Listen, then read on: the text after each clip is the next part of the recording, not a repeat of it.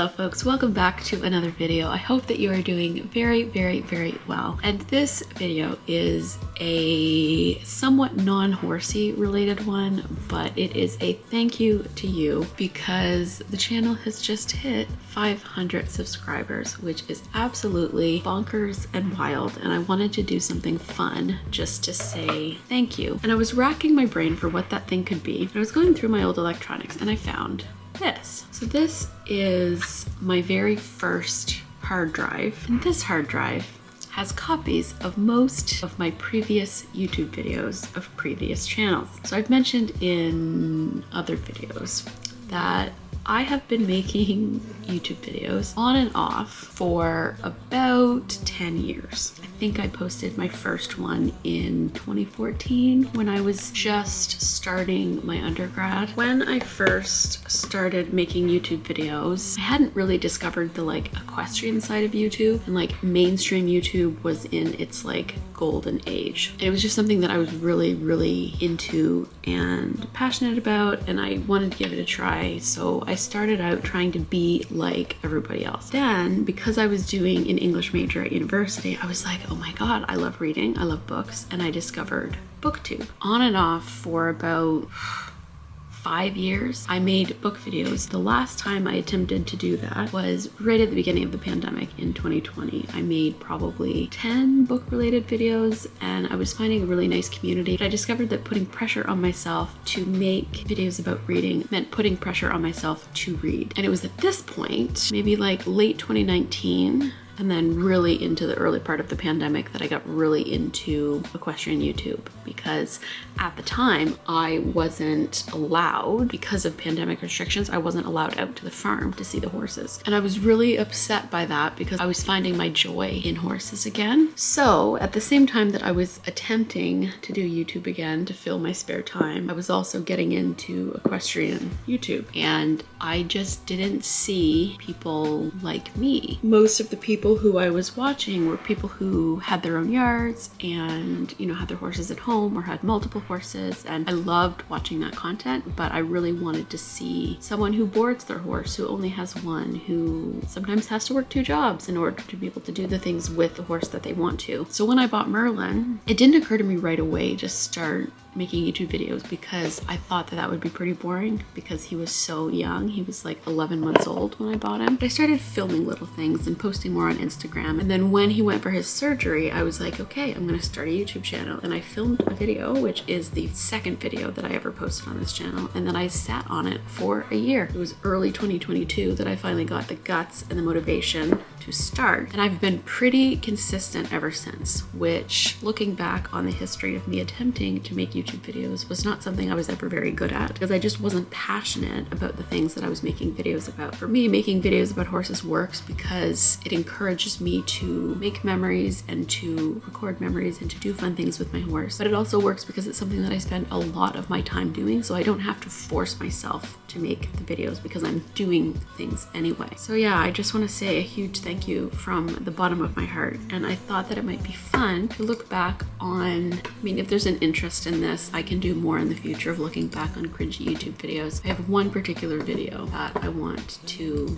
look at and kind of react to and watch for you guys, because I think it'll be sweet and heartwarming, but I also think it'll be a real reflection of how much your life can change and plans can change to compare to what you thought it was going to be like. So when I was in a period of time in my life where I wasn't into horses, I distracted myself by doing other things. So really getting into reading, making being an English major, a personality trait, getting into travel, which, to be honest, I'm grateful for the break in horse ownership that I had, because I was able to travel to something like 15 or 16 countries throughout the time that I was in university, and it was great. And it's not something I can do as easily now that I have a horse. It was like there was something missing, and I had a very different image of what I thought my life would look like compared to now. But I have this video here, and this is a video that I made. There was a trend going around on YouTube at the time called Dear Future Me. And this is basically a letter to myself, and I don't remember, I think it was meant to be opened 5 years in the future, but I never looked at it. So this is a letter to myself. This 2015, I would have been 19. As of recording this, I'm going to be turning 28 in a couple of weeks. And let's see what previous me had to say. I saw the original idea for this video. First of all, can we just appreciate the like customer service YouTube voice? That's hilarious. Lacey Green's channel. And for those of you Oh my who god, I used to love Lacey Green so much. who Lacey Green is, she's an amazing, amazing YouTuber who hosts a weekly show called Sex Plus. This video that I saw on her channel was called something to the effect of Dear Future Me. I just love this Editing, idea oh my because god. I'm constantly thinking about what's life going to be like in the future. Will it have changed from what my life is like right now? This is a mind. I was so young, and this was only 8 years ago, but oh my god. You can spot the background of my first year university dorm behind me. Oh my god. Filming this video on Thursday, January 29th, 2015. Okay, so nearly 8 years, give or take a few weeks. Yeah, so 3 years. It was meant to be looked at in 2018, 3 years, and I don't remember ever looking at it. January 29th, 2018, I will be in my 4th year of my undergraduate degree and hopefully making decisions about what my life will have in store. And these questions are ones that I'm hoping to have. Okay, spoiler alert. The idea that I had for my life in 2018, indeed, I did have an image of what I thought my life was going to look like, and it's very different to what my life looks like now. I moved to Ottawa to pursue a master's degree in order to eventually do a PhD to become an English professor, because being an academic was like a personality trait for me, and the kind of hustle of that, I almost wore the kind of working myself to the bone as like a badge of honor, which is not healthy. In January of 2020, I had this realization that I didn't want to be working against never-ending deadlines for the rest of my life, and the imposter syndrome that I felt as an academic. I made what I now think is a very brave decision to prioritize my mental health over this idea of what I thought I wanted to do with my life. Now I'm doing something that is related to my work, but my job isn't my whole life. I enjoy my job, I love it, but I do my job so that I can do and afford the things that I'm really passionate about, like horses. So this is trippy. So without further ado, here goes. Fake smile. Dear Future Me, how was the rest of first year? It was good and bad at the same time. I had some wonderful experiences, but I also had some really bad experiences that still impact me to this day. Did you end up keeping your scholarship? Yes, I did. I worked very hard and I kept my scholarship. Did you have fun and not stress too much? Nope.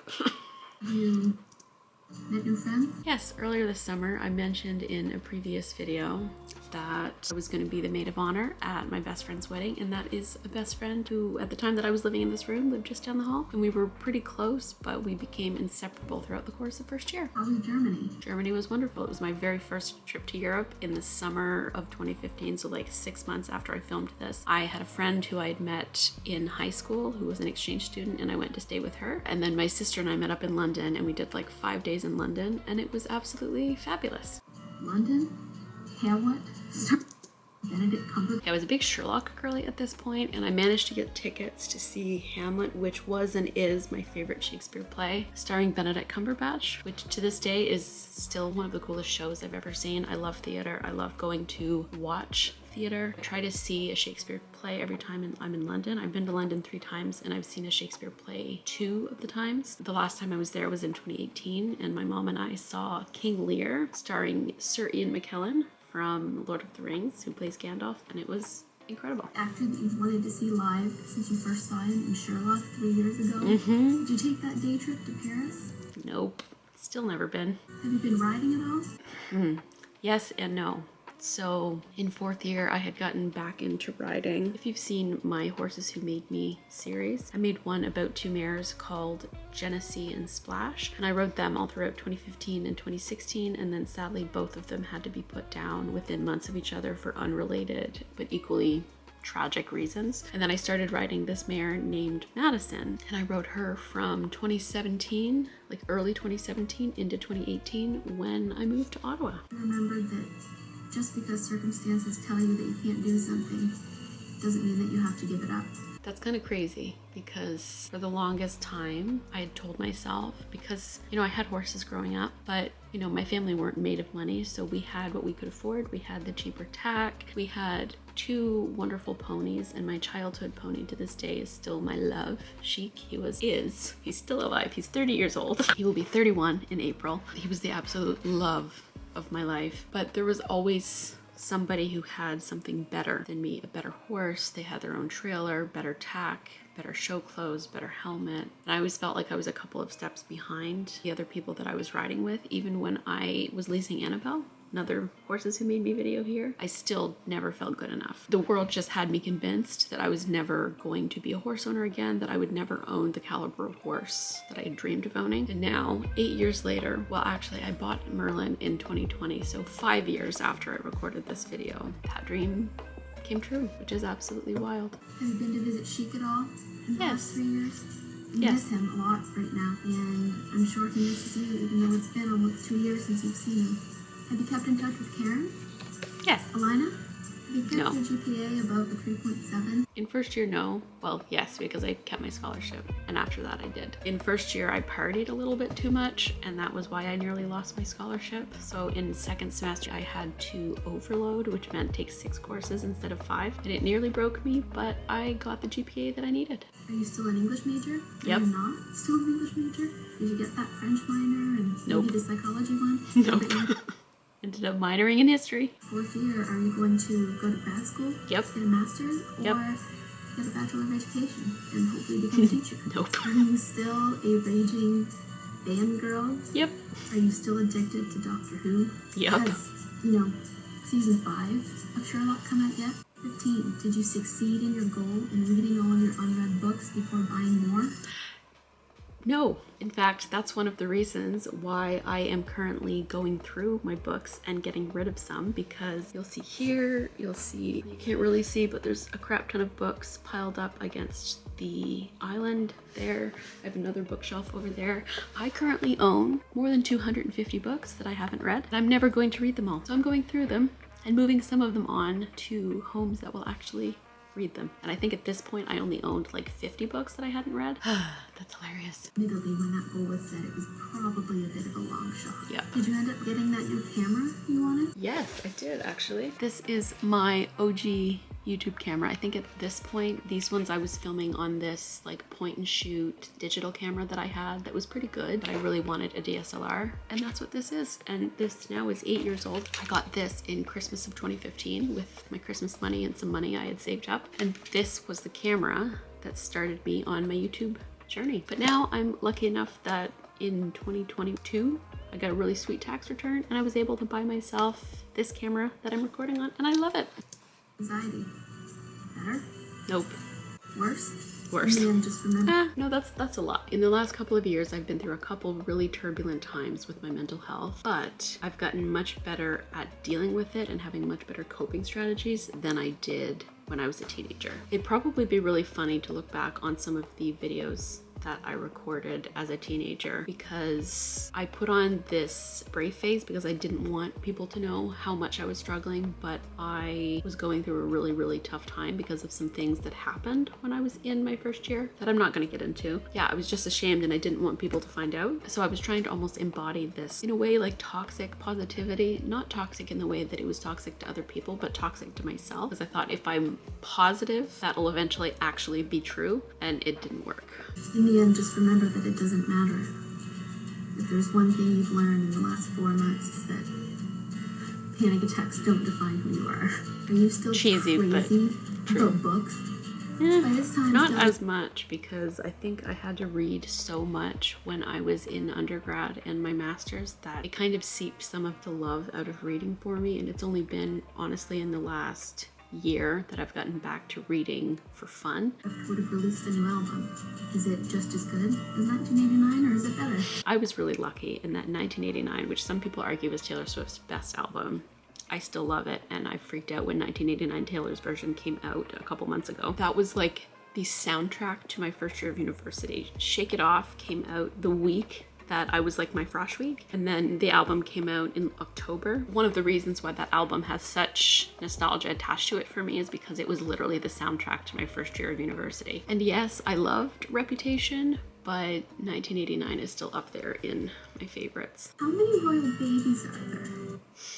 That's random. Did you end up studying abroad in Ireland? No, but I did study abroad for 6 months in Scotland. Get the guts to cut your hair? Nope.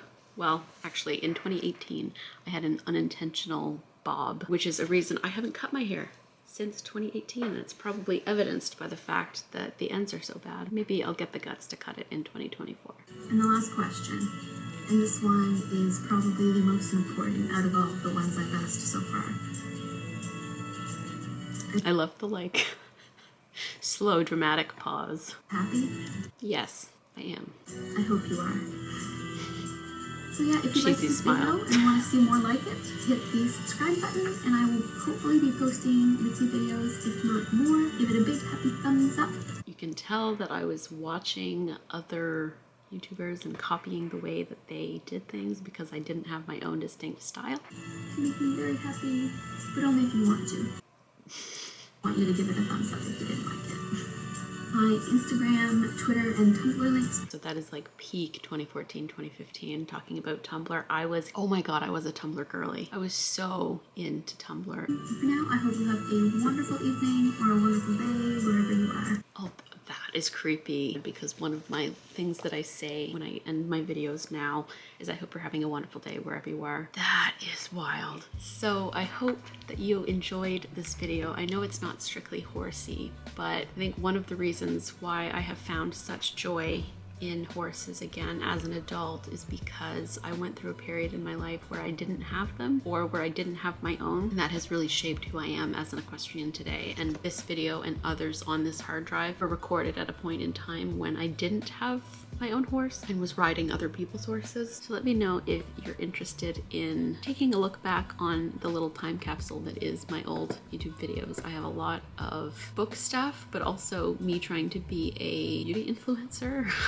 which is hilarious. University study tips, like it's all kind of really funny. And every like 6 months I would film a video that I would call channel update after I hadn't uploaded for a while, to be like, things are going to be so different this time. I'm going to upload twice a week. And then I did it for 2 weeks and stopped. I thought that this was just a fun video to make, to thank you guys so much for bringing the channel to 500 subscribers. I never thought that I would hit a number like that, and it just makes me really happy that so many people are invested in following Merlin's journey, and also some of the other horses that I'm lucky enough to work with. Doing Vlogmas, I don't know, it's been really inspiring for me. And so into the new year, I'm hoping to continue to make multiple videos a week. So if you enjoyed this video, don't forget to hit the thumbs up, comment down below, and hit that subscribe button if you want to see more. I hope you're having a wonderful day wherever you are. Don't forget to give your horse or pony a hug or a kiss next time you see them. My camera is about to die, and I will see you next time. Bye.